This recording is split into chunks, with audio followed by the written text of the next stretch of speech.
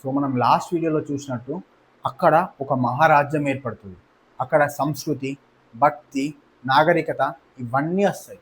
ఈ మహారాజ్యానికి రాజే రామ్దేవ్ రావు. అతని యొక్క కొడుకు శంకర్దేవే ఈ రాజ్యానికి సేనాపతి. అయితే ఒకరోజు శంకర్దేవ్ యాత్రల కోసం అక్కడి నుండి బయట ప్రదేశానికి వెళ్ళడం జరుగుతుంది.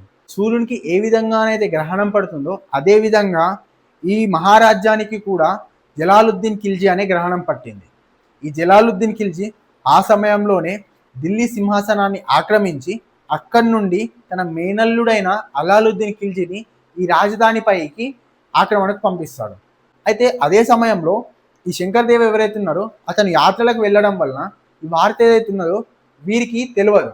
అయితే ఆ సమయంలో ఏ కొంత మాత్రం సైన్యం రామ్దేవరావు దగ్గర ఉండెనో ఆ సైన్యాన్ని తీసుకొని ఈ ఖిల్జీ సైన్యం పైన ఆక్రమణ చేస్తాడు.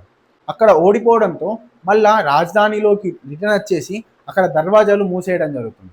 ఇది ఎందుకు జరుగుతుందంటే ఈ మహారాష్ట్రలో ఉన్న సంతు పురుషులు మరియు అదేవిధంగా భక్తులు ఎప్పుడైతే ఉత్తర యాత్రకు వెళ్తారో అప్పుడు అక్కడ అంతా చూసి ఇక్కడ దక్షిణంలో ఉన్న రాజులకు చెప్పినా ఎవ్వరూ పట్టించుకోరు. సో దానికి పరిణామంగానే అక్కడ వాళ్ళు ఇక్కడికి వచ్చి ఆక్రమణ చేయడం జరుగుతుంది. అయితే ఈ వార్త తెలియగానే యాత్రకు వెళ్ళిన శంకర్దేవ్ అక్కడి నుండి రిటర్న్ రావడం జరుగుతుంది. కానీ అప్పటికే ఆలస్యమై ఈ రాజధానిలో ఏదైతే ధాన్యం ఉంటుందో అదంతా అయిపోయేసరికి ఈ రామ్దేవరావు ఎవరైతే ఉంటారో ఈ ఖిల్జీకి ట్యాక్స్ పే చేయడానికి ఒప్పుకుంటాడు.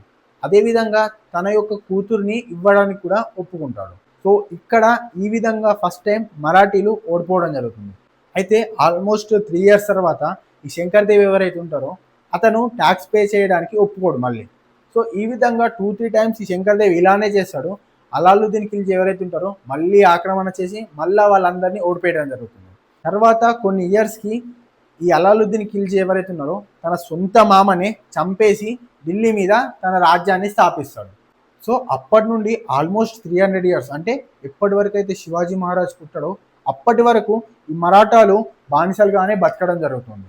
సో మనం నెక్స్ట్ వీడియోలో ఈ 300 yearsలో ఏ రాజ్యాలు వచ్చాయి మరియు ఆ రాజ్యాల కోసం ఈ మరాఠాలు యుద్ధం చేసుకుంటా ఏ విధంగా చనిపోయారు, అదేవిధంగా శివాజీ మహారాజ్ యొక్క తాతగారి గురించి వారి యొక్క తండ్రి గారి గురించి కూడా మనం నెక్స్ట్ వీడియోలో చూద్దాం.